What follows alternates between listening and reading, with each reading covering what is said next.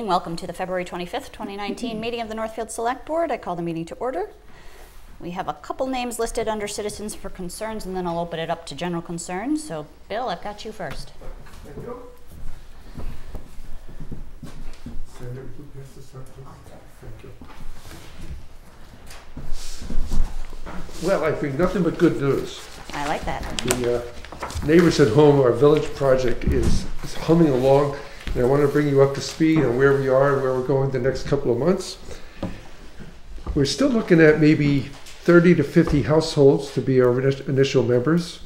That would be somewhere in the vicinity of 60 or 70 members, and that's the goal we started with, and I think we're going to get that. So we've been recruiting volunteers, and we already have 10 people signed up to be on our driving team and 15 people on our home helpers team. That would be the crew that would go out to do minor repairs in people's homes, and another handful of people that would do some of the social work on it. Mm-hmm. So we're going to have training for all of our volunteers March 30th at the elementary school on a Saturday morning, and the Corey checks have started on everybody. We're hooked in on that, so we'd be happy to know about that, Alex.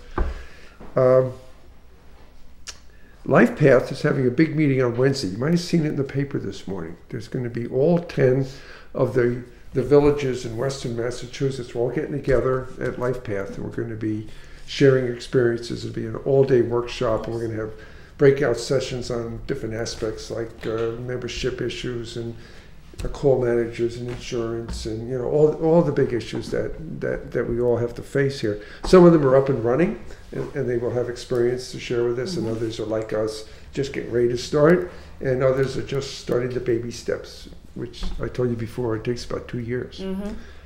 And we've received some donations from all the publicity we've got, individuals, board members, and some foundations. I got a real shocker in the mail last month. Got a check for $500. I said, who are these people?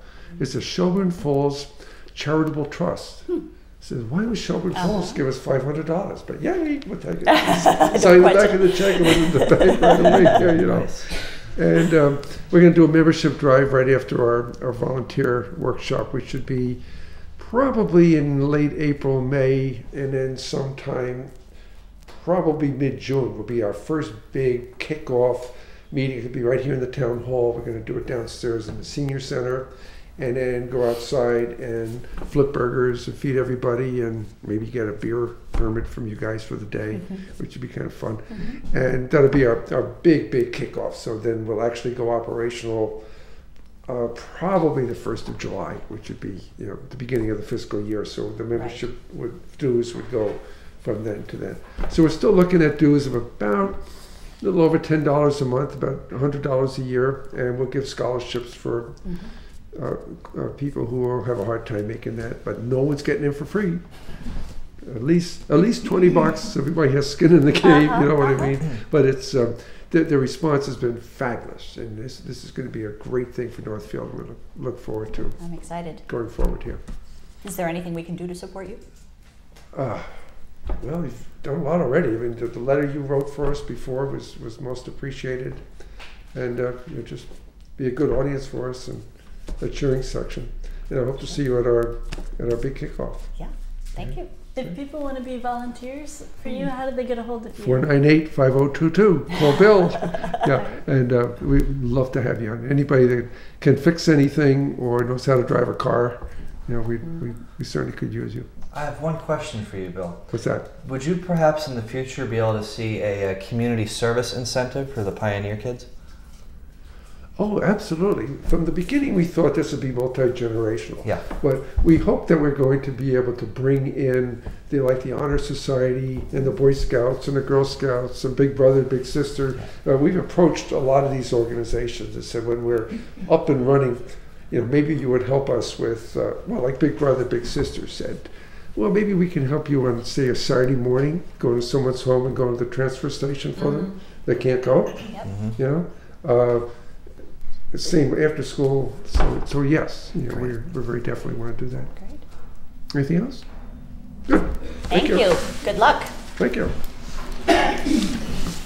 Lois, come on up.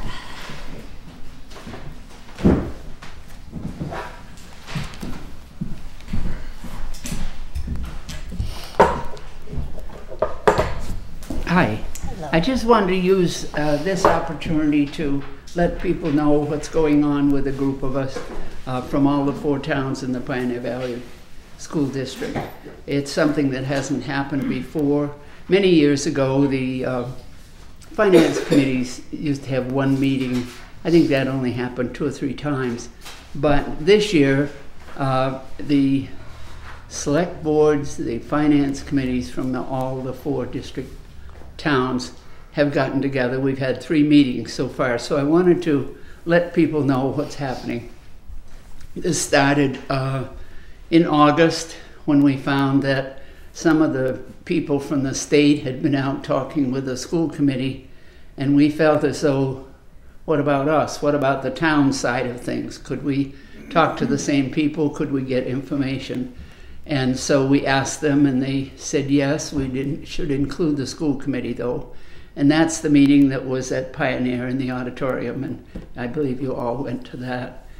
At that time, one of the items that I found most interesting was the fact that they told, there was a woman from Department of Revenue, there was a man from DESE, Division of Elementary and High School Education, yes. And their staffs, they had probably a half a dozen people there, I think. And they said that to the district, you should be happy.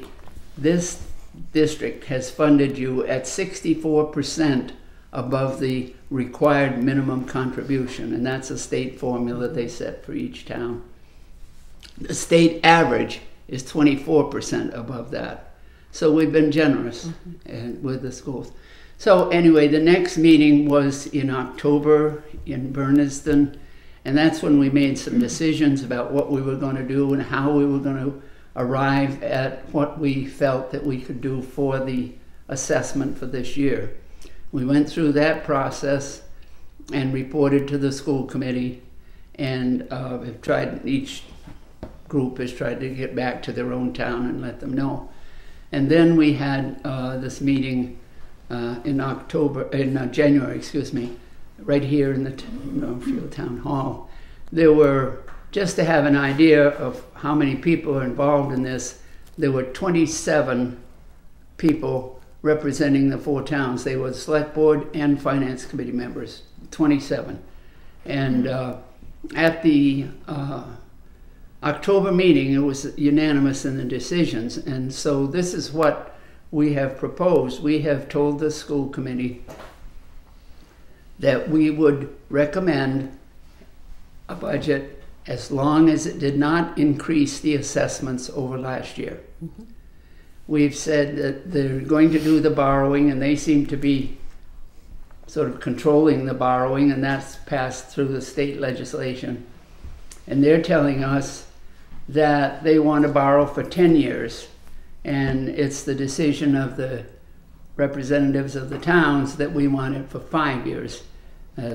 Calculated out the savings in interest, and it's considerable. We have just finished paying off a 4-year technology debt, so that it would mean some of the, similar debt that we'd have. They also are telling us that they want to have that repayment of the debt put into their operating budget. Well, if you look at us telling them no increase over last year, and yet they want to roll that in there, that doesn't make sense. But unless they feel that's a reason for elevating the budget, the assessment, I don't know. But we're objecting to that. It doesn't belong in an operating budget. We have an operating budget. We have had debt for different things at various times, not always. And then you have capital items. They'll come in with requests to you probably for the warrant. And so that's the position that these select board and finance committee members from the 4 towns have taken. And I just wanted to make it clear, because sometimes the newspaper doesn't always have it right. It said it's finance committee. Select boards are involved in that decision that was made just as well. And so we haven't been able to convince them, I guess, at this point. Now, they have not approved their budget yet. I believe there'll be a meeting this week and then a hearing this week on that. But we wanted to get our position out there to them early on. Because they don't seem to be receptive to our ideas, how should I put it? There have been letters sent. And we're in contact with the state people, again, those same ones that were out, and to see what we can do. Now, at the last meeting here, the overseer, we invited the overseer that was, the state sent in an overseer. I think they recommended 3 people, I believe, to the superintendent. I think he had a choice. But anyway, we invited that man to come to this meeting we had here in January. But beforehand, we asked him, when I say we, Jane Dutcher, my counterpart in Bernardston, and I have organized these meetings. He said he had no responsibility whatsoever to the towns.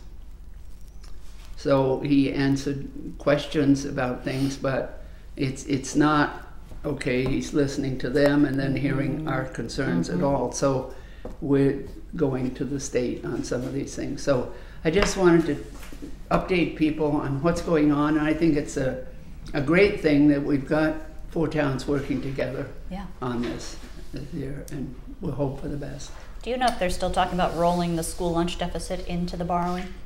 That's going into the debt. We I'm lost glad you that brought argument. that up. That was what, about 270,000, and we had the towns had said we'll pay it in 3 installments. And last year's towns meetings, we all made our first installment. The towns, some of the people in the towns, town government, wanted to make another payment toward that, and they say no. The answer is the state won't allow it, but we're not hearing it directly from the state, so we're concerned. But they are rolling that into the debt, and I think it's probably nothing we can do anything about. Okay. Lois, I have a question. Do you think the state cares? Yes. Okay. I certainly hope so. We're all taxpayers. Yeah. That was all. I just want to know. You know, I mean, this overseer guy who says he doesn't answer to the towns, and which means he's coming from the state, if I'm correct. So I'm just wondering. He's not a. So who is he? That's what I want to know. He's a consultant. He formerly worked for DOR. He's a consultant hired by the state. We're paying it. Okay. We have to pay it. The district has to pay it, so that ultimately comes from us, but the district is the one that's directly paying him, which is part of why he answers to them. Yes.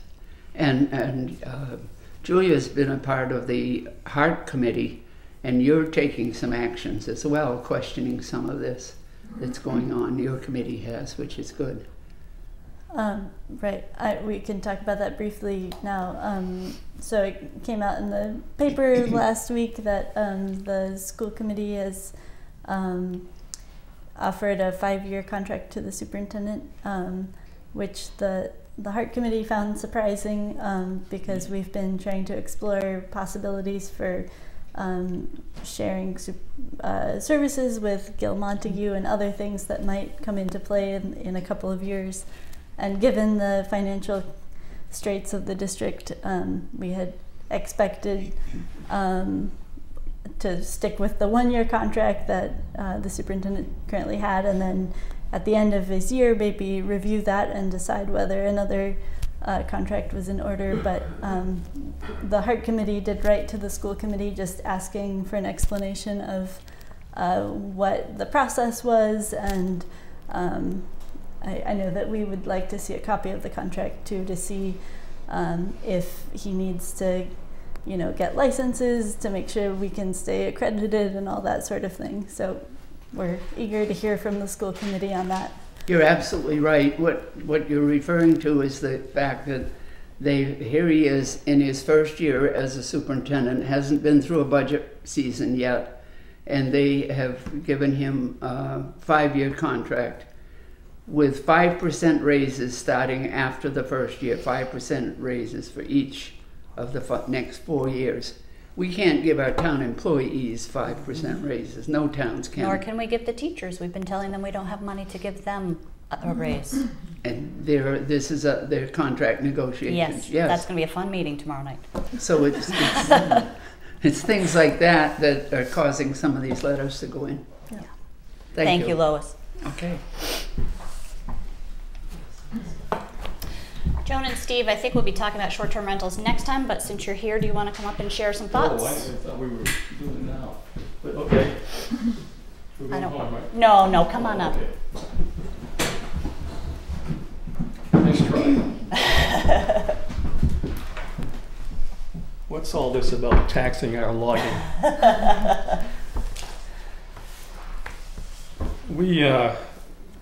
We came with the idea of first letting you know that we understand why you're looking at taxing lodging.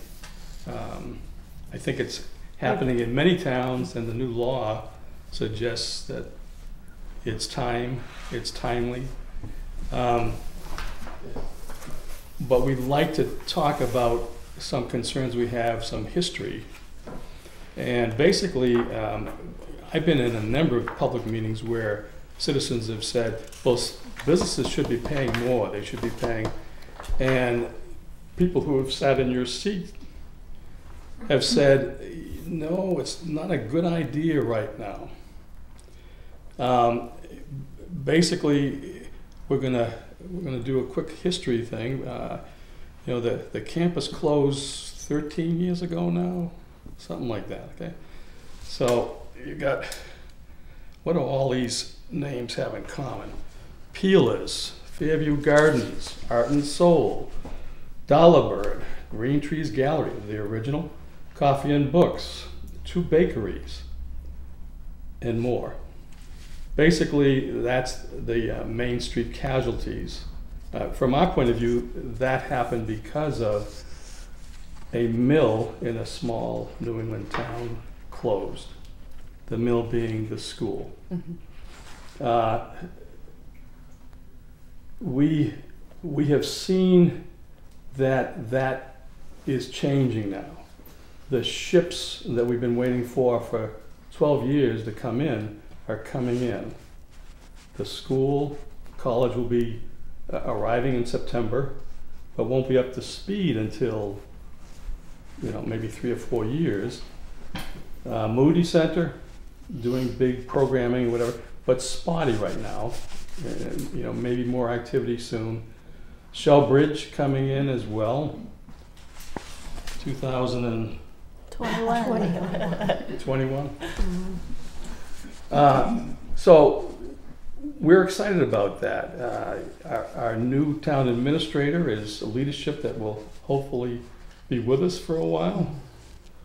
And she voiced that excitement herself about the potential for this town.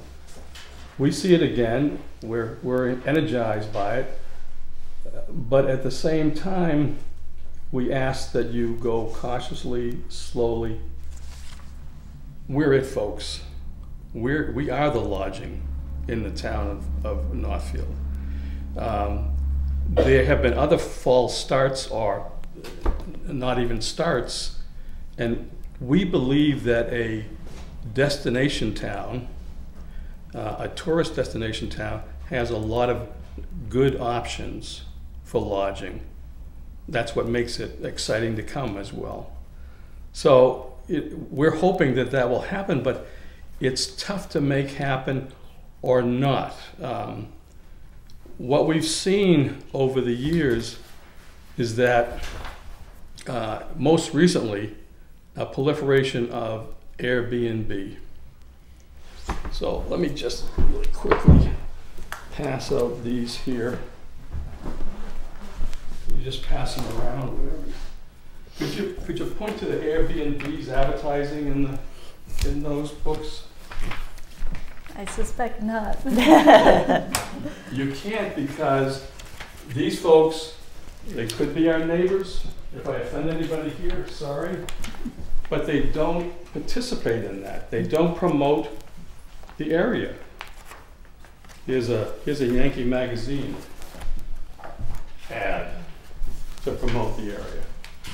What we're saying to you is that we would love to have colleagues. We'd love to be able to accommodate large groups, weddings, etc. But we don't consider Airbnb colleagues. The reason why we're bringing this up is that when you tax us, and we expect it to come because it is in the law now, we pay our lodging taxes, we're insured, we're inspected, what else? Well, we're trained. We're open 300 and some odd days a year, and one of the downsides of the Airbnb model is, and one of the differences that it becomes a game of whack-a-mole to find them, is because they can pull on and off that website. So what we find is that the Airbnb, people think honestly and probably naively and not in a negative way, they think this is great. Oh, graduation's coming up. I'll put my room on for graduation. Oh, alumni weekend's coming up. I'll put a couple of rooms on there. Christmas time is coming up, whatever. And what they don't realize is that Centennial House, Brand House, Hampton Garden, all of us, and we've spoken to all those people, and down further in the valley, all of us rely on those special event weekends so that we can be open on Saturday, March 3rd, when your grandchild is in a play. You won't find an Airbnb open on that day, probably, because it's March and maybe they've gone off on a vacation. So it's if you want consistency of opportunity in the town, if you want a viable service, if you want people to contribute, we need to have in place strong mechanisms for managing and directing the Airbnb traffic in a way that is positive and does not impact neighborhoods or existing businesses negatively. Let me just say, we asked Natalie Blaze, who you'll know the name, to convene a meeting about Airbnb about a year and a half ago. A number of the B&Bs in the area attended, and so did Hampton Gardens, which is the largest hotel in Franklin County, I believe. Is that the right name? Mm-hmm. Hampton Gardens. All of them reported exactly what Joan said, that what they're finding is that they're historically reliably good weekends are down. Mm-hmm. When you go on, when the website, if you go on now, you won't find much. I'm talking about Airbnb. If you go on in the peak of the season, which is May through October, when I went on, I found 140 listings in Franklin County. That represents more rooms than Hampton Gardens, times 2. So I want to make sure I understand, if I could ask a question. Yeah. So are you saying because these things pop up and go away, that it would be difficult for us to tax them, but it's easy for us to find you, so you'd be taxed all year? Well, that is a good point, and thank you for bringing that up, because what we're asking for is a bit of a town assessment, and for you all to marshal your resources before you think about taxing. Because we're going to ask you for a reliable enforcement mechanism. Someone has to find, we don't want to be the bad guy. Jim, Andrea Lamas is opening a B&B and, whatever. That's not our role. Yep. Yeah. That's the enforcement policy. And so we would like you to consider the issues around enforcement. How do you identify these properties? How in the law, in the new chapter 336, 337, We can have it in our packet. is a requirement that towns educate the public. So we're looking to you to do the same kinds of announcements that you would do downstairs. Forms, you need to fill this out, and we'd like to see a punch list. I'm really big on punch lists, as you know. We'd like to see a punch list. If you would like to start a B&B, number one, are you in the village district? I was on the committee that supported and worked hard to build a village district wherein you are welcome to start a B&B. We, as Steve said, we would like colleagues. So we've got good zoning in place right now as a building block for this.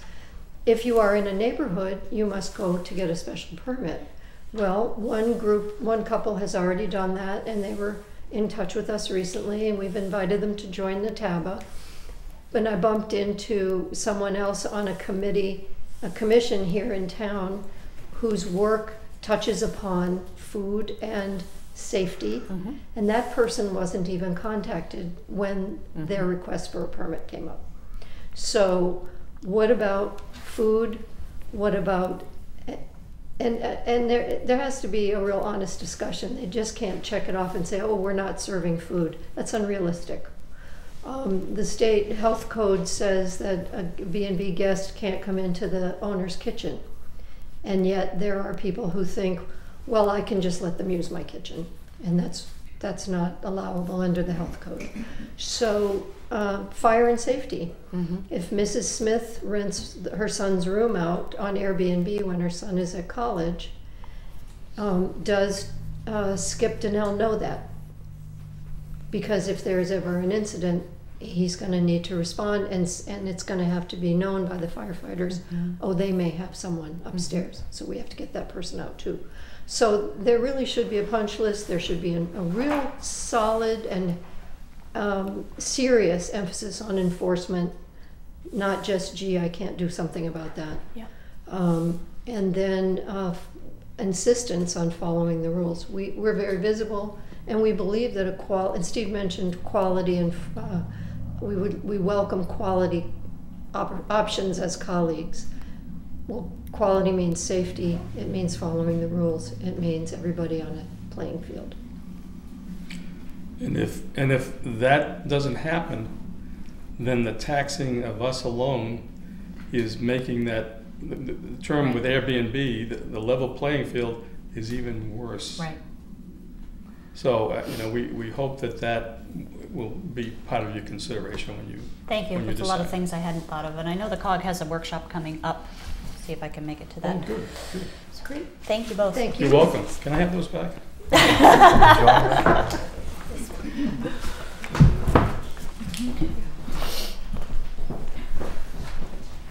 Thanks.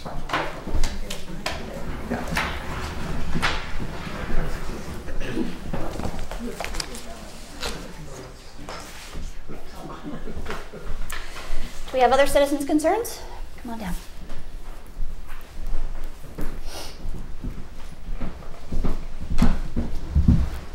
Hi, I'm Sam Browning Sr. from Gulf Road, and my concern is the pending promotion of Alex Paroshkov, did I get it right? All right, to sergeant, and his lack of experience. I want to be careful that we don't go too much into something that might violate open meeting law. We can't talk about someone's reputation without giving him a chance to be here to defend himself. Okay. So is there a bigger picture comment you'd like to make, not specific to Officer Paroshkov? Well, if the promotion of any officer to sergeant with lack of experience, and what I've heard is like I watched the meeting on the 11th of February, and some of the stuff I was looking for explanations on some of the reasons. I think you gave some of the reasons that you said it might not have been the chief's reasons, but you speculated that it was the chain of command that was lacking if the chief was out. That's why we were considering a sergeant's position. Sergeant's at the time, position. not any one in particular, Right. because there's, but just as the institution of a sergeant position, which is fairly standard in most police departments. So then let's change this to, we won't talk about this particular officer, we'll talk about the whole procedure of promoting somebody to sergeant with a lack of experience? Because the town, nearest I gather from different information, it's 5 to 7 years. And I guess it has been done with less years experience, but this, what is the feelings of the board on this? We haven't discussed it yet, so I don't know what our feelings are yet. Tracy, are individual board members allowed to make comments based on that?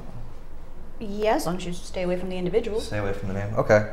So I've done some research, and I've found that if Northfield chooses to do some type of a promotion for somebody who is perhaps seeking a promotion, that they do some type of a field experience, some type of field training or an evaluation program.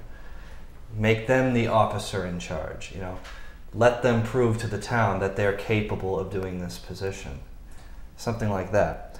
Another thing I had down is that, like, I encourage the advancement of all town employees, no matter the department, police, highway, wherever. But the thing is, you can't promote somebody who may not have enough experience.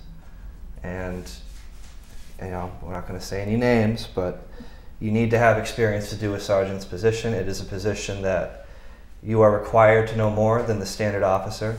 You're also required to have a commanding presence. It's not just about having stripes on the shoulders or the sleeves. It's not about that. Mm-hmm. It's about having an answer for everything. And during my time as a corrections officer, if I had a question and I couldn't answer it, you ask the sergeant. That's the chain of command. But that sergeant is supposed to have an answer for you. And so I hope in the future, when we're doing a search for a sergeant, that this person can answer all questions when they're asked of them, and that they're able to present themselves in a confident manner, so that we don't have this type of an issue that we're going with right now regarding the position. Yeah. So where does the whole part of the experience part, where you're saying that, you know, you probably, I think one thing I heard was that it was the minimum was 3 years in some town. I don't think that was in Northfield, but Northfield has a 5 to 7 year. I think it's 5 years. In the packet it says 5 to 7 years. Okay. Is the board here obligated to that? Because this sounds a little strange to me, but the chief can ask to promote somebody to sergeant. Doesn't matter how much experience they've had, correct? Right, but he can ask that. That's fine. And the board has the authority to promote him, but the police department's the one with the knowledge of the policing department, and the board isn't, mm-hmm. to a certain degree. So it's a little bit backwards. But where is the obligation on the board to stick with that 5 to 7 if it is asked? I mean, this doesn't really have anything to do with the police department. This is more with the board, because something was suggested or asked, whether how we even got here, and where do you stand on that? You know, I'd like to know where each one of you stand on if this should come up. I guess it isn't coming up tonight, but if it does come up again, where do you stand, so that the people in the town can understand where you stand? You know, in other words, if each one of you said right now, if somebody comes up or if they ask for a sergeant's position with less than 5 years experience, we turn it down. Problem solved. Do you follow me? So where do you stand? I don't want to answer the question until I've had a chance to talk with the chief, till he comes before us and we discuss as a board. I can't say outright one way or the other which way I would vote. It's very unlikely that somebody with less than 2 years of experience, a year of experience, 6 months out of the full-time academy is ready for a sergeant's position, a chance to command. You know what happens when a chief goes on a leave of absence? The next person in the chain of command is technically the acting chief. That was my next question. Yes, that is who it is. Yeah. So we're saying that if somebody has 6 months of full-time experience, that they should become a chief. I don't agree with that. And I think a lot of people don't agree with it either. No. Okay. So it is on a future agenda. We will be talking about it later. Okay. So what I want to get to, because did you want to comment on that, or? And how you felt on that? Not really at this point. I am remembering some history, which is that about maybe a year and a half ago, we did a search for a sergeant, if I recall correctly, and we did not come up with any qualified applicants.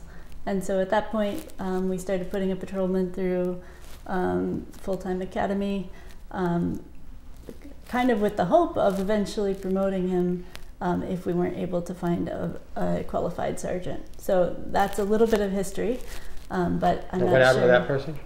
Sorry? What happened to that person? We weren't able to find anyone qualified after that search. This is the person. Huh? This is the person who you put through the full-time academy. Okay. Right. Yeah. Right. So when you said in that meeting last week, 2 weeks ago, that when the chief was out on medical leave, you had to put somebody in that position of a acting police chief. Who was that? It was a former chief. Len Crossman became the officer in charge. Okay. Is he an employee of the town? Well, he was a temporary employee of the town to be officer in charge. Well, that's what I don't understand, Andrea, because I see Lenny Crossman's name on the warrant all the time. He's Well, also a reserve Does that he's make also a him reserve officer. Reserve officer. So, but he's not a full-time employee of the town, no. But neither are Well, any of the temporary officers. They're off. So what's his rank? Is he a sergeant? I don't know what he is, No, to be honest. he's officer in charge now because he's been a chief. But he can't be a field officer. That's my problem that I have with that. So he was just doing administrative duty because we didn't have anyone at the time who's been trained in the administrative duties, which was kind of the idea behind putting him in a sergeant position. He can't do that? Who? I mean, For, when you had him in there as acting chief, the only thing he could do was administrative stuff, so Yes. he couldn't do what the sergeant would do if, just say for instance, you had a sergeant in there now, okay? You know, the problem that you didn't have this problem with. The sergeant would be doing just administrative duties, or would he be doing what the chief was normally doing? a sergeant would be doing presumably all the duties. All the that he duties. could required in the police department. So when you had Crossman in there as an acting chief, he was handcuffed. I mean, he could only do just administrative duties. And that brings Yes. forward another issue, whereas if you have somebody, an officer that needs backup, and you up the chain of command, you go to the sergeant, but we don't have an officer in charge that can't legally go to stops. Right. So What do you do? That's what I really Well, want to that- know how you solve that problem. Well, they had a protocol for it while the chief was out. Somebody else would respond. And who would that be? Well, you'd probably have to ask the chief who any given day who that might be. It may have been a schedule thing, so there's not necessarily one person. There was probably backup scheduled so that there would always be coverage. But Len could not respond in that respect, no. Because I'm talking about a supervisor. Who would But you we call for a supervisor? When you stop a motor vehicle and they say, no, I'm not going to give you my license and registration, I demand a supervisor right now. Who's that person going to be? Well, I mean, that's why we need a sergeant. I think that's the question. So that's We've why got we're looking into it. What I'm seeing is a vacuum here that's big. That we'd like to fill, yes. Right. It's big. So I mean, and And that was the point of putting a officer they felt pretty strongly about through the full-time academy. Now, another thing to look at is I don't have the policy in front of me, so forgive me if I don't get the language right. It does talk about experience, but it also talks about experience with the town, and education, and a combination thereof. So it isn't strictly that the policy says this is the law, 5 years, cannot deviate. So you have to look at a package. And I think Julia's right. When I looked into this and when I spoke to both the chief and looked at some history, it's very hard to fill a sergeant's position. It's hard to advertise for a sergeant's position. There's, in fact, advertisements out for sergeant positions right now in which no one has applied for, or the salary is so much higher than is on your schedule that people aren't getting qualified applicants. So the idea was to put an officer through, a homegrown officer, then who certainly had education. This officer, that we've looked at, who put through the academy, has a full bachelor's degree. So the idea was to grow from within, and that is often the best way to promote. And you'll see that very common in police departments. So when you train officers to a certain level, it is opportune to then look at their advancement. Whether or not it's the perfect time to promote this particular officer to sergeant, I don't know. That's for the board to review and decide. But it would not have been unusual at some point fairly soon in the future that this would have been at least a proposal to be discussed, because that was the intent of bringing forward a full-time officer, training them in the academy, putting them through some administrative training. Now I know that other trainings have been done besides the academy in anticipation of potentially bringing forward a candidate. So this isn't the only training this officer has had, nor is it the only experience this officer has had. I totally understand that, and to me, this really has nothing to do with that, with the young officer, because if you bring him in and you want to train him, then what you need is just your police department full with a sergeant and the chain of command and everything sitting there while this guy's training, because you actually need to train him for at least 2 or 3 years. Well, do you follow me? So the vacuum is there when you're trying to fill it with somebody that couldn't fill it if you wanted to. if you bring on another sergeant right now, then you're going to have to fire one of your 2 officers, or you're going to have to create a position in the town under the budget, because you have only so many positions budgeted. Well, if you hired a sergeant right now, that would take care of the problem. And you'd have to lay off one of the other officers. We have 2 full-time officers. We have budgeted 2 full-time officers and a chief. The idea being that and then the part-timers. So you would have to create a budgeted, benefited position in order to hire a sergeant, or you'd have to demote one of the full-time officers from a benefited position to a part-time position. Otherwise, the department's creating a position which would have to come before the board to actually create a new position, because you'd go from 3 officers to 4. Okay, I get that. I understand what you're talking about. But what I'm saying is you're trying to solve, it looks to me like you're trying to solve a problem by promoting somebody that you can't promote. You could promote him tomorrow, okay? But it isn't smart. Sam, someone could make a motion right now to promote him, but it would be the dumbest thing in the world. Well, that's what I'm getting at. Because that isn't on the agenda for discussion. No, I understand that. But what I'm saying is we're sitting here trying to kind of brainstorm on figuring out a solution. At least I think I am. Right. And you're trying to fill a spot that really you can't fill with this young officer, because he doesn't have the training yet. Because one of the things you said in that meeting was, on the 11th, was something about when you get the acting chief, when the chief is out on leave, and you got to put an acting chief in there, would be the sergeant, and something about training. I didn't quite get what you said, but he doesn't have the training yet. Well, that's what he's undergoing now. That's what he's been working on. But I don't propose to argue any one person. I'm not looking at somebody's agenda, itinerary right now. I mean, resume right now.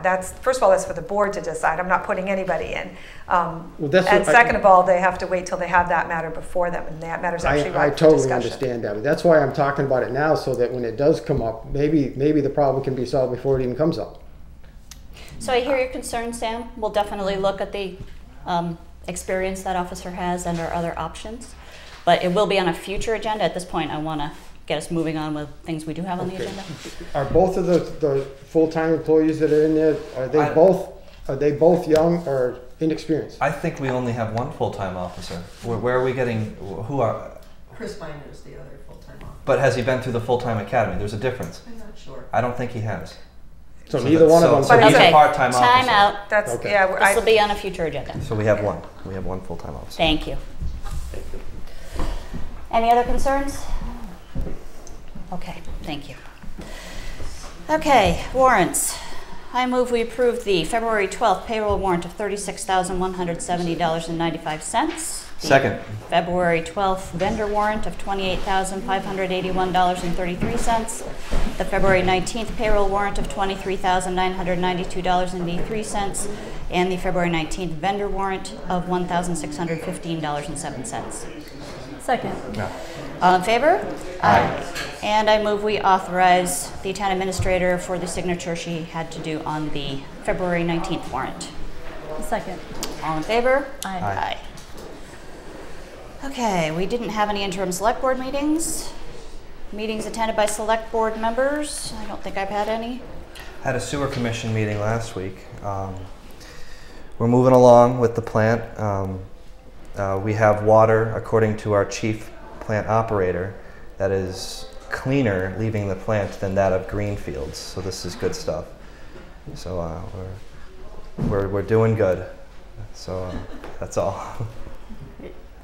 I had a Heart Committee meeting, and I wanted to let you guys know that the Heart Committee did vote to recommend a version of the revised district agreement, which will be going to the school committee. We'll have a joint meeting, I believe, on March 6th, and to review the proposed changes. And then if the school committee thinks it's mostly good, all of our councils will start reviewing the agreement. DESE has already looked at it, but they'll look again. And then if the school committee votes to approve that, it would come back to our board and all the other towns to put on town meeting warrants at that point. Okay. So the updated version keeps getting tweaked by a few words every day, but I think the version I have from Mac as of yesterday should be good. So I will get that to Andrea to send to you guys.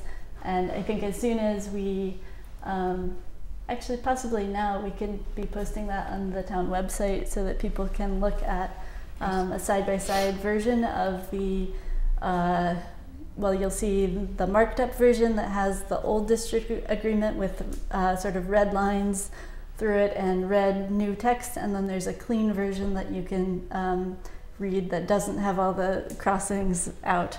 And there's a summary document that's being worked on right now that has kind of the highlights of what has been changed or is recommended to be changed. And Mac, our consultant, will do a PowerPoint presentation of those highlights, I think at the March 6th meeting. Great, thank you. Yep. Nice to see this moving along. Okay, business. Brown, I'm sorry. Maybe Joanne is here, so maybe if we move ahead with the right of first refusal. Oh, that's why she's here. Joanne, would you like to come up? Thank you, Julia. So this is the right of first refusal for the Llewellyn property, yeah. According to the town's the procedure that we use, and I'm not sure on your thing, on your agenda, you have receipt of right of first refusal with updated policy. We realized that in like 2017 we passed an updated policy, but we didn't have that in hand when we started this procedure. I'm hoping it's this one here. It's basically the same. Okay, it's good. very similar.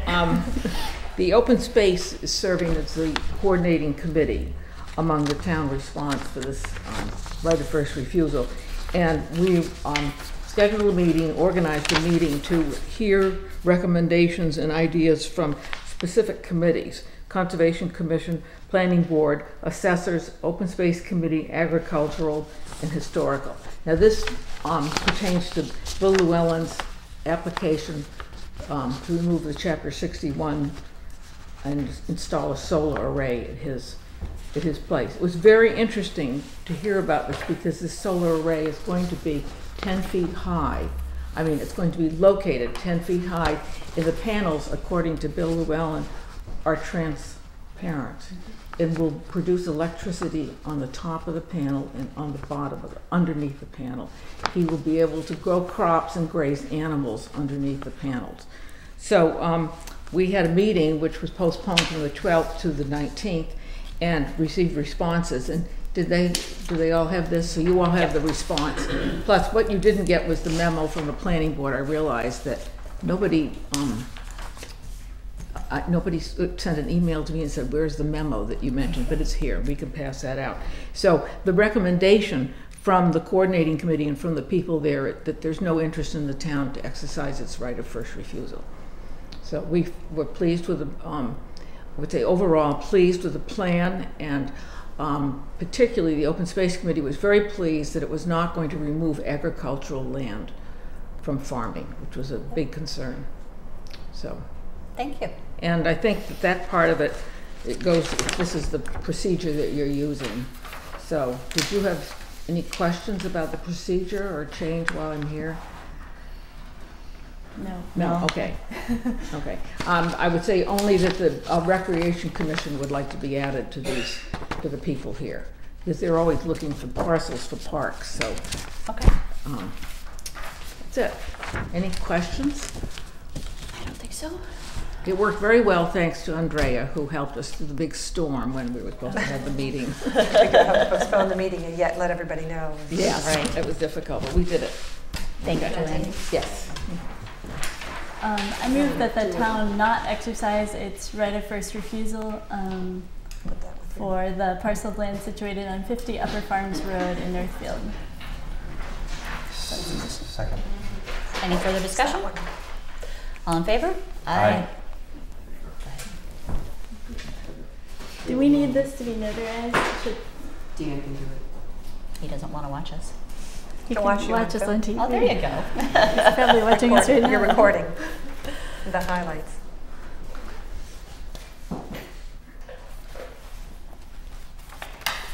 I think that's pretty neat that they have transparent panels. Yeah, it looks like it's a like experimental thing that the University of Massachusetts is doing the installation. Oh. Does that mean they'll be watching the results? I'm sure they're probably calculating the crop yields underneath too. That's pretty neat. And there's this other thing too, which I don't know much about. There's another Chapter 61. Oh. Yes. So this is just acknowledging that someone wants to take a parcel Right. out of As 61. with the first time, It'll get the process we rolling. acknowledge to Bill that we received his request. So this will be the same process. Jewel.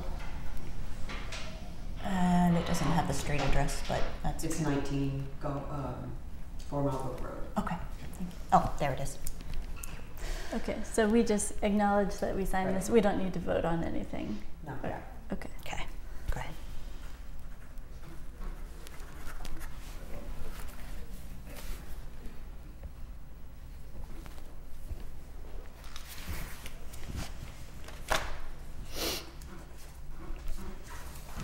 All right, now the Brownfields recommendation on the river lot. Although this wouldn't cost us any money to do this study, I'm wondering, I'm a little nervous about the town taking on this river lot long-term. Well, you wouldn't be. You're not taking anything on. This is just basically a learning about what this entails. Right. If you I'm just wondering don't whether they choose should. to move forward after that, you don't have to do anything. There's no, I mean, you're getting no ownership and you're just getting information. It may be that nothing is going to happen anyway. It may be that you find things are better than people thought. You may find that you really aren't have any interest in this lot. But I think my conversation with the park people is that there was some interest in that particular lot initially, or that land, because of location. And then there's some history issues and some things they learned, and so they were then, oh no, maybe we don't want this lot. But I think they were kind of sad about that. They really liked the location, and I thought, well, how much do you really know? And the answer was, well, we don't really know a whole lot. We just know what we've heard. So this is a way to actually kind of know more. And the answer may still be no, we're not interested in this lot, but it was a way to get some more information to make sure that no stays a real no. And it doesn't have to go any further than that. This is not going on land. This is not testing anything. This is just basically a program by which they will pull all the historical documents, they'll look at the historical use, and they'll basically come across with an answer or a report and say, here's what we know about this individual piece of property, here's what we don't know, here's what we might suspect, we might assume, we might, the whole process. And then they can say, if you're really interested, we would recommend a phase 2, or no, we don't recommend a phase 2, or which then becomes a whole different. Yeah, we've been through But that you don't before.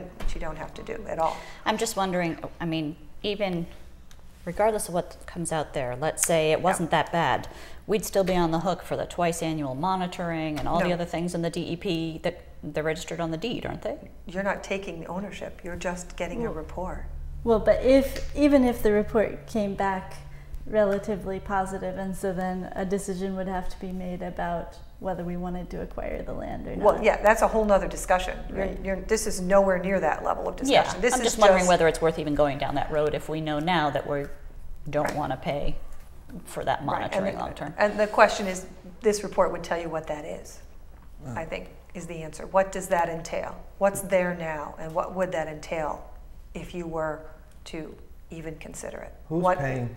Excuse me. Who's paying for it? The Brownfield program. They get federal money every year to review sites around the county. Okay. And so you just ask to be on their site. So no, I mean, if you're 100% convinced that you think the board doesn't want to pursue it no matter what comes before you, there's no point in putting in for it. I'm not sure. I mean, we've never talked about it.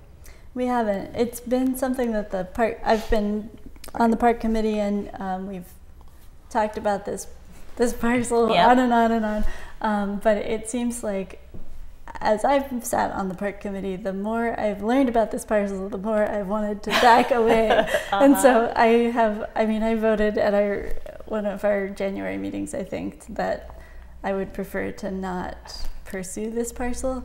I kind of like the idea of, we could get a confirmation of what the park committee is being here, reading from DEP and everything else. But I kind of feel like we've almost done that report. Not the stuff we already have in front of us. Right. Well, we have the DEP report, but they do a whole historical piece on the history of it, and it's just a question of whether you want that report or not. It doesn't cost us anything. I don't see a problem with it. It's just a matter of then some other site is lower on the list because ours comes first. But, right. It's grant funds that are limited. Right. But was there any sense of how long is that list?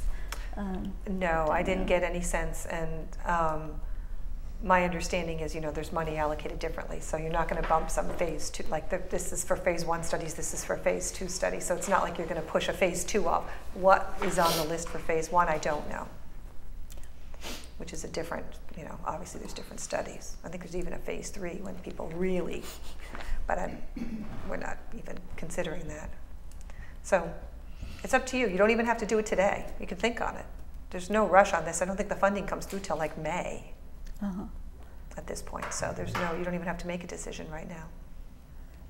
Yeah, I think I'd like to talk with Jessica and get a little more information on the brownfields and you can get a sense of what their funding is and how many projects do they have to put them off year to year. She may say no, phase 1 we don't, or we've got gobs of money we can't spend. Well, sometimes well, they get certain money and they can't reallocate it. Yep. So sometimes they're willing to they may be sitting on a little bit of money until something goes on. Other times, no, we've got a list a mile long. Yep. That's internal to them. So, there's no rush to do this. Okay. You guys okay with that? Yeah. Okay. Nobody minds. I'll take this letter just so I remember to Don't go talk to right ahead. Jessica. Sure. All right.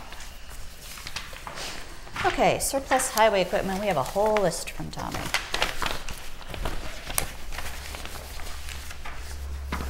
Do you have any idea how he's going to get rid of this once we declare it surplus? We use a vendor. Same one they used before. Right. Do we need to list everything or just say the list? Just, I think, the list.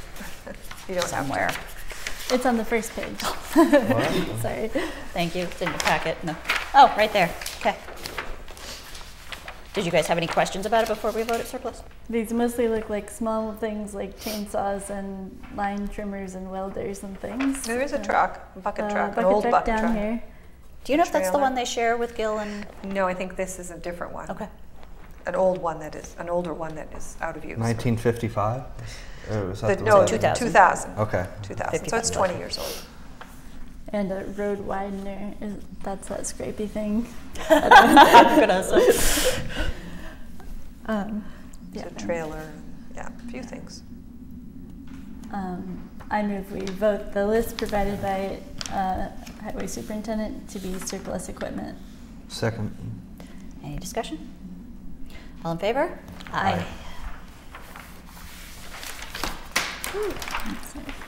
All right, complete streets.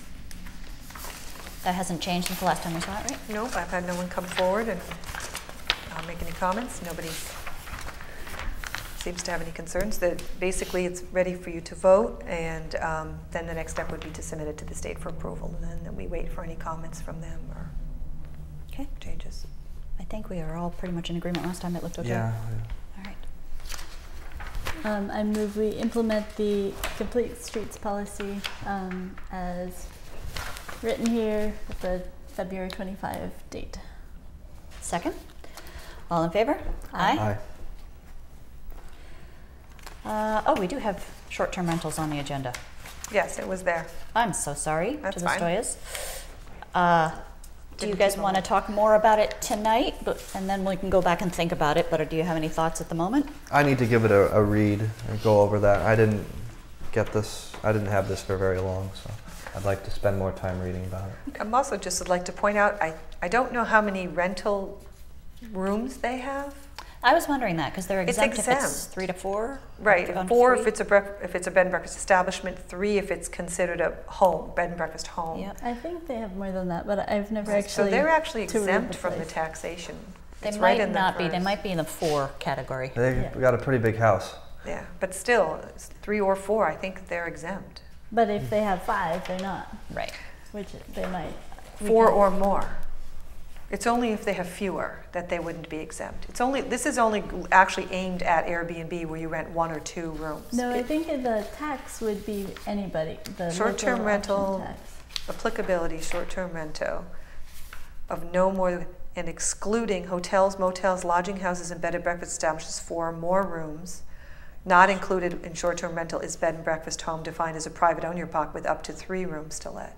So 3 or more, they're That's out. the state version, though. But if we exercise the local option, Right, you can do something different, but I'm saying the law allows you to exempt bed and breakfasts of 3 or more rooms, depending on how they're categorized. But so it doesn't have to apply. You don't have to tax them and still put in a short-term rental option. Okay. But yeah, just so you know, you can have that discussion and still consider excluding them from the That's good to rental know. piece, from the taxation piece. I don't remember when the COGS workshop is, but I'll look back in my email. that'd be if you could send it to Sure. all of us. That would be helpful. If you didn't get it, I should make sure that somebody knows I- that. I It would have haven't been seen from it. Probably Phoebe. did, but it might have been long enough ago that I forgot. Okay. I haven't seen it since, All I right. think so. I do think some of the considerations they brought up, like making sure we have forms and guidance for people who might become Airbnb operators and want to comply with what we want them to do. It's important, I think, to make sure that there's something where they can go walk into town hall and figure out what they're supposed to do, because I think, we just need to make it clear if we're going to regulate. Get a business permit with the town clerk. That's something he should. Here you go. Mm-hmm. You know. I do know that one way in which it was handled in the past through the health agent at the Council of Governments was that because their health agent is the one who got involved in the enforcement of it, they put on notice these towns, and there was a statement that the health agent provided to these rental companies like Airbnb. So if Airbnb signed up anyone, for example, from one of those communities, they had to give them this form that said, here's what you need to do to comply. You must call your local board of health, you must call your fire for an inspection, you must blah, blah, blah, all the way on down. So it gave them a response from Airbnb or whomever, because there's other companies, directly when they went to sign up a rental, telling them what their obligations were to the town. Good. So I do know that must be an option. Exists. Okay. It exists as a protocol somehow. And we may want to bring our Board of Health into this conversation too, because That's a huge piece of it. Right. Yeah. Should we invite them to a future select board meeting, or see if Bob or somebody could come to our next meeting, or maybe let's see when this workshop is and make sure we've all digested the information And first. certainly maybe invite them to that as well as Yep. emergency services providers, because that is another one that comes up, is whether or not they have, Yeah. or they meet fire code or various other things. All right, I'll send it to you. Okay. You can forward it on to everybody. All right, nonpartisan caucus posting. Thank you. Oh dear. And away it goes. Do you see it?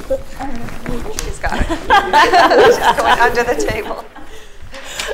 Thank you. The fellow with a round table, or a hole in the middle of our table. All right, going to read the public notice for the nonpartisan caucus taking place on March 5th, 2019 at 6:30 p.m. At the Northfield Town Hall for the purpose of nominating candidates to be voted on at the May 7th, 2019 annual election for the following town offices.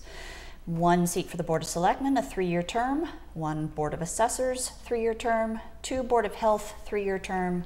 2 Board of Library Trustees, 3-year term. 1 Planning Board seat, 5-year term. 2 Recreation Commission, 3-year terms. 1 Sewer Commissioner, 3-year term. 4 Constables, 3-year terms.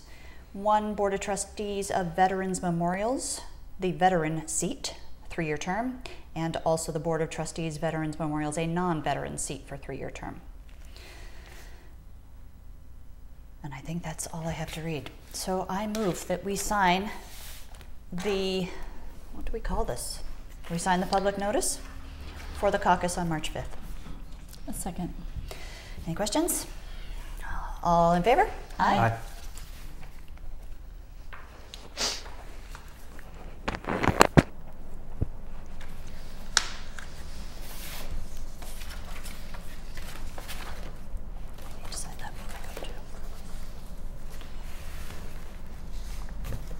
Does this also need a signature?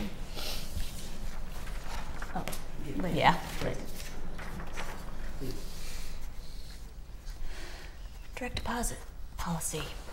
Yes, and I'm sorry I didn't get this out to you sooner. I had quite a number of revisions on it.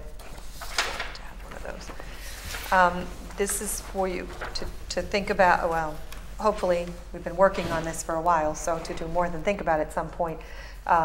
2 different things here. One is about a minor change in payroll records.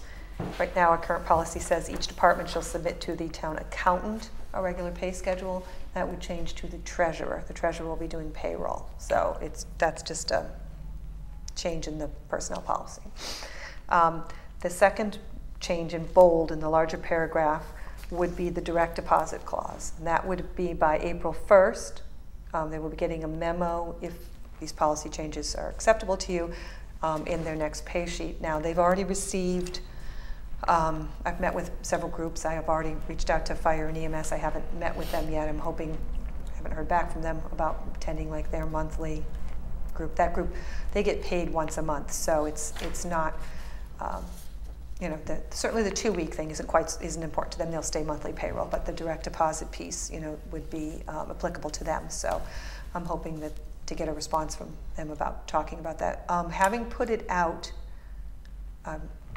2 things have happened. One is the treasurer already had a folder full of people who had filled out the form. Great. So she processed all of those already.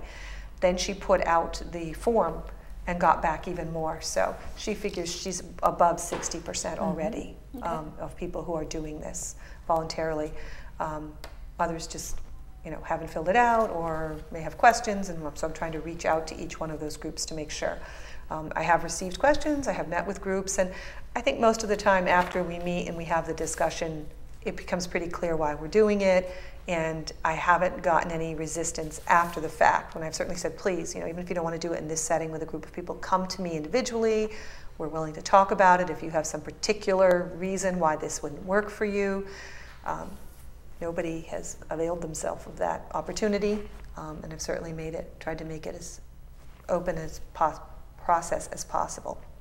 But at some point, and you do have the authority to do this, you could put in your personnel policy that you are direct deposit. And one of the reasons to do that is not even for current personnel, but to ensure that people in the future would just automatically know that this is the policy, including people who don't work for the town, like detail officers. They have to fill out the form. And some towns, not so much here because we haven't had the policy, have had officers who's like, well, I don't want to do that. Well, it's a policy of the town. And you're not an employee of the town. You're only to do 1 shift as a detail officer in town, and we aren't going to cut 1 paycheck for 1 person who doesn't even really work for the town, who's just doing a detail from usually an employee of another town. So we try to make it as painless as possible for the employees. We're hoping it will be, actually, they will find it a better situation. They will still get a pay stub that will have, you know, all the information. It just won't be a check. We are also going to institute putting on that pay stub, that will be another part of the memo that I'm writing for next week's distribution, their leave balances as we understand them to be, and then give everybody the opportunity to make sure that that meshes with what they think they have, so that going forward in the process, we will begin to automate the accrual and Wonderful. deduction part of the process, so that people will be able to see every single week on their pay stub, hopefully every 2 weeks soon enough, what their leave balances are, without having to come in and ask or wait. Great. So that would be, I think, helpful to people to see those every paycheck. Yeah. So that's the first part to look at. The second part is the biweekly pay period, which we would propose to roll out in June. Under the law, you have to give 90-day notice before you do this at all. So the idea is that we would put the notice in the next paycheck, and that it's a little more than 90 days, but we just picked the, beginning of a month that the closest pay period to that June 1st date would become biweekly. And people would go, it's the same process, they can use the same payroll sheet, we'll just make it biweekly. And so these changes simply reflect that. Doesn't change anything in the work schedule, doesn't change overtime. It's still defined as a work week from Sunday to Saturday, so overtime is still 40 hours based on that defined work week. Not messing with anybody's overtime. Nothing would change in terms of actual compensation. It's just the pay sheet and when you then receive your pay. Now, I'm aware that the library gets paid once a month. Yes. How would that work out? Would they be on a bi-weekly Yes. then? Okay. Which they should be. And so when you've met with employees about direct deposit and you've been talking about the biweekly Yes, period absolutely. too? Absolutely explaining that as well. And there's a lot of people, it's interesting, there's a lot of people who say, well, I kind of like weekly here, but my spouse has bi-weekly. So they're really, or they came to work here and they used to have bi-weekly, now they have weekly. It's very common, bi-weekly. Yeah. And so a lot of people are like, well, yeah, I've had it before, or my spouse gets it. So I think there's no, most of them understand it and live with it in one way, or have lived with it in one way or another. Again, I've said to people, there's some time on that, but please come to me if this is going to be a real hardship, if there's any reason that we have any difficulty. And I've sat and I've listened and I've explained the reasons behind the town doing this, and hopeful they will find the advantages, to getting it biweekly direct deposit. So it's not done to hurt anybody, and if it seems to be hurting somebody, they need to let us know immediately. So I know it's not on here, but you think eventually we can do, like, instead of timesheets people hand in, like do a thumbprint? Do they make those? Some kind of biometric thing? Or? For a payroll, though, you have to submit your hours and your time use. So you can do it electronically. I mean, there are ultimately ways, but right now we're taking baby steps. But there are ways to do things electronically. Some people actually now, you could email your time sheet in. I mean, there's no reason you can't.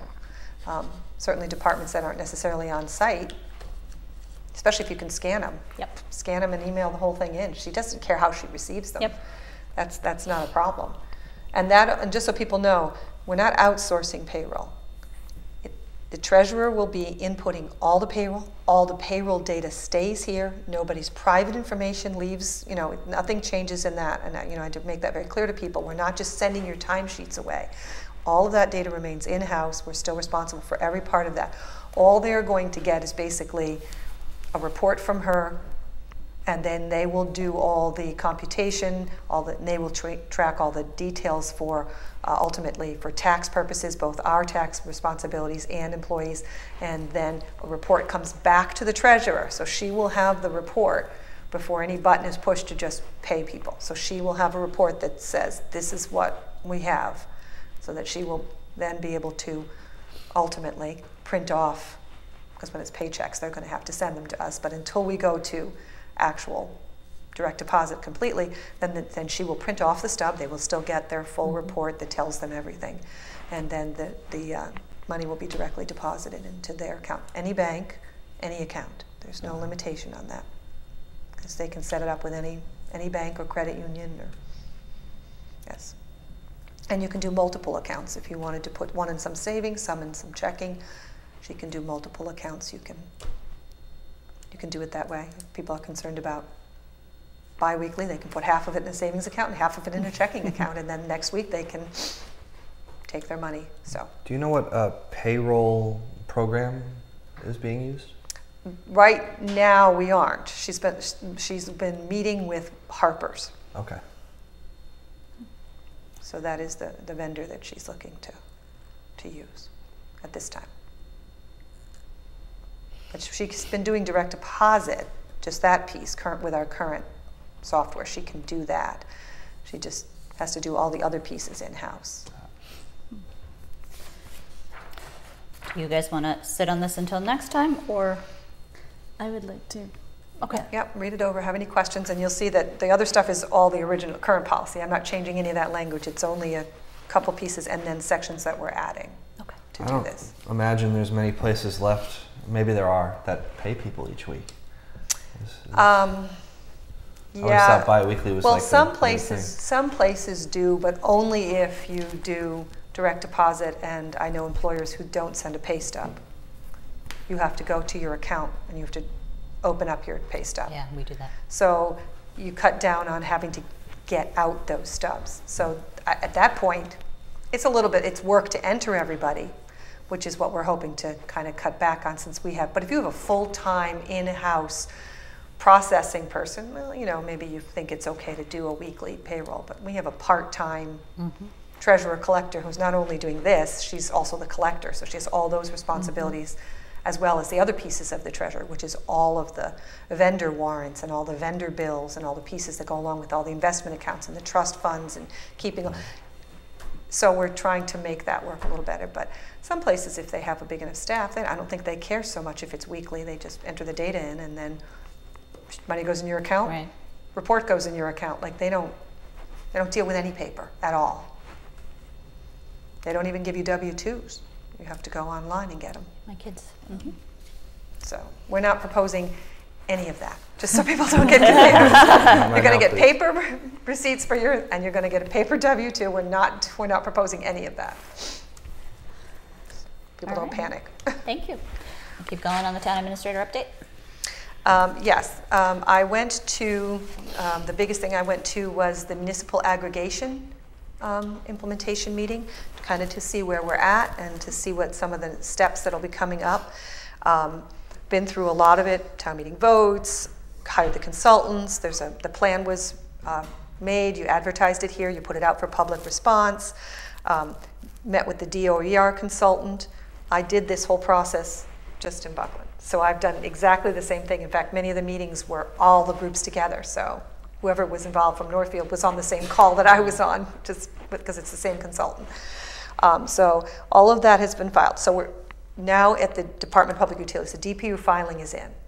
So it's all approved. Everything is in for that piece. So it's in to them. And that's going to take probably till June or July. It's a 6-month to 8-month process. It could take a little longer, but it'll be at least June or July before we'll probably hear back from them at the earliest. Then at that time, and that's why they had this meeting, the towns need to come to some kind of agreement on, there were some interesting things. I mean, you can certainly take a look at some of the handouts. The town needs to come to some kind of agreement. That's the towns that are involved in this. So there's a whole group of us. Has to talk about what the pricing options are going to be. And they need to know, they will not go out for pricing until the market is favorable. They will not go out unless they can anticipate that the rate is going to be lower than the standard rate that's out there now. There's just no point. Yeah. So they're not going to do that. So they watch the market very closely. But they suggest you only give 2 or 3 products. And then there's various products, so the towns are trying to decide, partly through this meeting. The first meeting was to talk about, we can get all the products, but are we going to, as an aggregate, move for better pricing by giving some of the same products? So that's kind of where we're at this point. There's generally what you consider a basic service. That would be comparable to the WMECO basic service, or what they called their standard service. And that's regardless of green, pieces, that's just basically what's the lowest price that, because WMECO goes out and bids too. And one of the big questions that came up is, well, how can we do better than they are? They're a huge aggregate consumer. How can we beat their pricing? Well, the short answer is they are constrained when they bid. They are told, you bid every 6 months, this day and this day. And that's part of the law. These guys go, we got some flexibility. We can wait till the power numbers fall a bit, and then we can get our pricing. So we can beat that rate. Cool. And so there's a question of whether or not you're going to give a 6-month, a 12-month, an 18-month, a 24-month, because the town can bid for those pieces.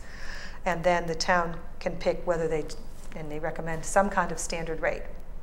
Some of the communities want their standard rate to be automatically bumped up to include green power. And they're going to send us a copy of the Leverett just did this. The Leverett had a partially green rate, and it actually was better than the WMECO rate. And that was their basic rate. So you don't have to take the basic rate. You can actually take one, and then it goes up with wind racks and mass class 2 racks, and get quite complicated quite quickly. But no decisions were made, no decisions had to be made at that time. I think when they get a little closer, I'm going to recommend that I think someone from I don't know who's been going through this process, Energy Committee or Green Communities, Energy Committee. Yeah, Energy Committee. Come to the meeting, who probably has more experience with this with me, so that they can weigh in on the process that Northfield went through and have a better sense of what Northfield was in, because I wasn't here, what Northfield felt these proposals should entail. I mean, I'm just sort of following along the process, but at some point there will have to be some decisions made on what offerings will be, and they will then go through the whole process of doing the bid and getting the numbers. And so the towns got together to talk about whether they want to move as a block or whether they just want their individual numbers, because once they do that, they get different responses. So, we aren't there yet, but they wanted to have an early meeting, so that will be coming. So that's where we are in the aggregation process. Still looking forward to meeting as a group to discuss those options and waiting for the DPU. I think when we first started with aggregation, there's interest in trying to up the percentage of green power if possible, but we also wanted to make sure that whatever there was service that was definitely cheaper than the well, they guarantee that will be, because that's the way. Right. But we just wanted to be sure that if the basic was basic and a little green, it was still needed to come in lower than what people are currently paying. It had to be more competitive than that. And then you can go up from there. And that's what most people recommend. They want to be able to choose some but even those slightly higher rates, they were to the point where they were like 10 cents a month on a bill. Like it's so small you don't realize it. Yes, the rate's higher, but it's really, some of those rates are really microscopically higher. So you can really choose one of the higher rates and only be paying $1 a month more. Right. Because it's like 1/100 of a cent. Yeah. Right, it can be the difference in the bid price. And then it can be, X number green product with mass racks or main racks, or, they have various... Instead of Texas wind, you get... Yeah, you can require it to be a Massachusetts-based energy sources, which is interesting. 100% mass class 1 RECs. You can go that far. So the company has to buy power from Massachusetts providers who are certified as Massachusetts. Keep the money in the state. I like that. Right. So there's these different levels, but you'd be surprised at how much you expect they'd be way more expensive. They're not really, and some people seriously might want to consider them. So there's definitely interest on having some of, you would have at least a basic and then possibly maybe 2 more, like an intermediate and, upper green thing. So it was very enlightening, it was very interesting. And there's quite a group going, so they're pretty positive about what they think the numbers could look like. Would you like this back? Yeah, if anybody wants to see it. These aren't real numbers. This was just there showing the different products. So there's no real numbers yet. Okay. So. Anything else? I don't think so at this point, unless anybody has anything else. Most of the stuff has ended up on the agenda one way or another. But okay. But just wanted to keep people up, that that process is moving along. Thank you. I have one other energy-related thing that came up today. So I got a call from Susan O'Connor on the Energy Committee, and she was concerned because she saw on the school committee's agenda they're going to vote on the solar panels, and the Energy Committee met with the whatever the buildings committee of the school is called, and recommended against going with this particular company at this point because they feel strongly that the contract isn't the best contract available. It's 20 years. There's a 2.5% increase each year, whether or not the school is using that power, and it's currently for a higher amount of kilowatt hours than the school is using, and then we've done all this energy efficiency work, and so they are really recommending that the school committee not sign the contract. And so I was wondering, if I go to the meeting tomorrow, can I have your support to say that the select board would recommend against this based on our energy committee's recommendations? Am I also right that their roof is getting old and there's a question of whether that needs repair soon? So they'd have to tear it all up after they install the... Possibly. I might be wrong on that. I'm strongly in favor of solar panels on the school. I just feel like based on the recommendations from our energy committee, this maybe isn't the right contract at the right moment. Are the people on the energy committee knowledgeable and qualified enough to know the difference between one company to another? Or one Some contract? of them are. I've been following the emails as well. Yeah. Interject here for a minute. And there was at least one member, and I believe it was one of the other committee. It wasn't Northfield. Janice Kurkowski. Who was extremely knowledgeable in her response, who clearly understands solar and had very distinct points in response. And one of the big concerns is that this was a no-compare non-competitive bid policy, because what happened is they got the bid and they weren't allowed to, it was basically embargoed. They couldn't take it to another vendor and say, how does this compare? Because they signed a letter of intent that included like a we're going with you, we're not going to explore other options. And they either sign a contract at the end or they don't, but they can't take their offer to someone else and ask for a comparison bid. That was part of it. And a lot of people were like, wait a minute. So the towns, the committees, the school, nobody could actually find out if there was a better offer because they couldn't take that offer elsewhere. So they're saying, wait, there's another way to do this. I did not see how this was procured. It doesn't look to me like this was the kind of procurement that would have offered competitive bids, which really led me to wonder why. I mean, obviously, that's how people solicit you. They come and they say, we'll give you this great deal, and if you sign a letter of intent with us, here's our contract. You can review our contract, but you can't compare it to a competitor. You agree to that term, and then at the end, you either take it or leave it. So I'm not sure what the point of the interim period is, because you can't, how can you compare it to anything to decide whether you want to take it or leave it? Now again, this is my understanding just following the email chain.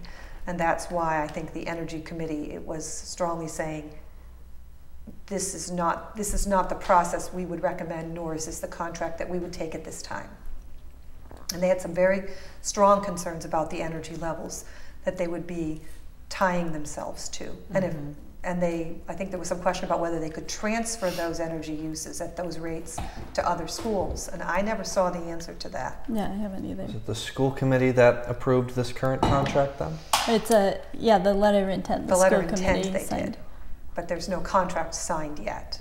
But they signed a letter of intent to get a contract that they could then take to their lawyer to legally review the provisions, but technically there's no way to compare some of the more detailed terms. What would you do, Andrea? I would procure this competitively. Okay. That's what I would do. I don't see why you wouldn't. Yeah. We have to do that with everything else. And I think they're being pressured to hurry up because there's this smart incentive thing, which has sort of blocks so that as the blocks get used up, You get less benefit back. you get a little bit less benefit back, and so they're being kind of rushed because like you might not make it in this block if you don't sign now, and so I think that's the pressure. I'm not particularly knowledgeable in the solar industry, unfortunately. I think it's very technical, and neither am Yeah. I, and that's why I'm a little concerned that they can't take this to someone else. They're relying on internal knowledge, which I think they have some good internal knowledge, and that good internal knowledge is saying, Walk this back. Yep. watch, know. yeah, this is, and that if that's all you got, that's all you can rely on. You're not allowed to take it somewhere else. So we need a motion on that? Yeah, that would The make- cleanest. Yeah. Yeah. Go ahead. Would you like me to do it? Well, I'm not exactly sure what would be said. That all right? Let me try then. I move that Julia go to this meeting and accept our opinion on behalf of what our opinion Express was. your opinion, I guess. Express the Energy Committee's opinion. Or your Yeah, opinion as a right. board to support Yeah. their Right. Support the Energy Committee's opinion. decision to not, and I think we know that their decision is not to support this. So you would be essentially telling them you're supporting their decision not to support this. Does that make sense? Northfield Select know Board that would you know that. support the Energy Committee's Recommendation. recommendation to not sign this contract at this time. You might want to say Something that like again. So the Northfield Select Board is supporting the Energy Committee's recommendation not to sign the contract at this time. Does that sound Is good for that your the motion? sense of your motion? That sounds right. Yes. Oh God. Second. All in favor? Aye. Thank you for doing that. You're welcome. Okay, anything not reasonably anticipated? We do have response. Oh, we already took care of the Llewellyn right first refusal. We have one resignation letter from the Historical Commission. I'm sorry to see Sue Ross can no longer serve. So that means we have an opening. Anyone want to serve on the Historical Commission? Please, we have that form on our website. It's also downstairs at Town Hall, I believe. And there are other committees and Yes. boards that need people to serve on them too.